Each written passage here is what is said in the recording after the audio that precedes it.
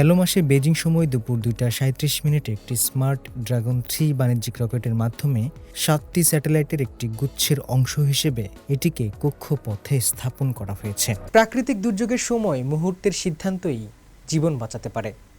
সেই লক্ষ্যেই মহাকাশে নতুন এক উচ্চতায় পৌঁছালো প্রযুক্তি।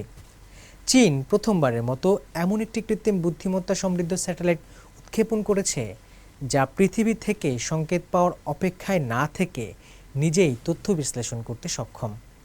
গেল বৃহস্পতিবার স্মার্ট ড্রাগন 3 রকেটের মাধ্যমে পাঠানো এই হংকং ইউথ সায়েন্টিফিক ইনোভেশন স্যাটেলাইটটি নগর উন্নয়ন ও দুর্যোগ ব্যবস্থাপনায় এক নতুন গেম চেঞ্জার হিসেবে আবির্ভূত হয়েছে।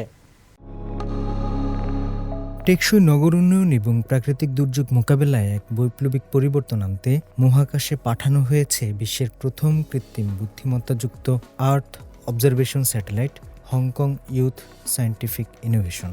গেল মাসে বেজিং সময় দুপুর 2:37 একটি স্মার্ট ড্রাগন 3 বাণিজ্যিক রকেটের মাধ্যমে 7টি স্যাটেলাইটের একটি গুচ্ছের অংশ হিসেবে এটিকে কক্ষপথে স্থাপন করা হয়েছে।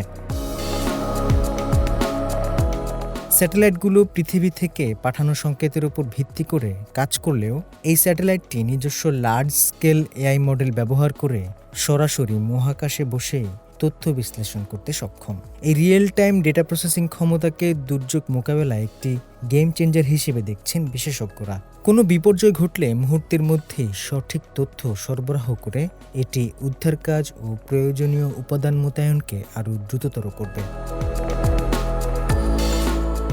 স্যাটেলাইটটিতে রয়েছে একটি sub metre high resolution optical remote sensing camera. এর ফলে এটি পৃথিবীর উপরিভাগের অতি সূক্ষ্ম বৈশিষ্ট্যগুলো 1 মিটারের কম নির্ভুলতায় ধারণ করতে পারে।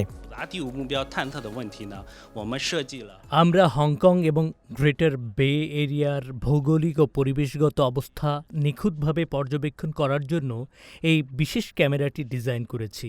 এটি বিপর্যয় প্রতিরোধ, স্মার্ট পরিবহন ব্যবস্থা এবং পরিবেশ সংরক্ষণের মতো জটিল কাজগুলোকে আরও সহজ করে তুলবে।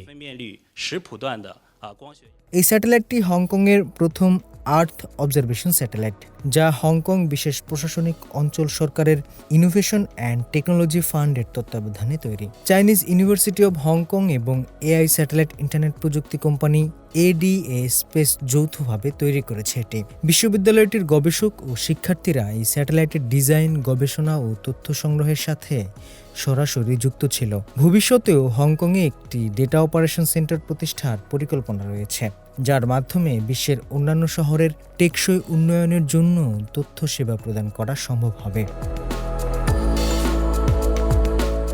এই প্রকল্পের মাধ্যমে চীন তার এআই রিমোট সেন্সিং স্যাটেলাইট তৈরির সক্ষমতায় আরও এক ধাপ এগিয়ে গেল। এটি কেবল স্মার্ট সিটি নির্মাণেই নয়, বরং জলবায়ু পরিবর্তন ও পরিবেশগত ভারসাম্য রক্ষায় বিশ্বব্যাপী গবেষণায় নতুন দ্বার উন্মোচন করল। হোসনে মোবারক সৌরভ, সিএমজি বাংলা।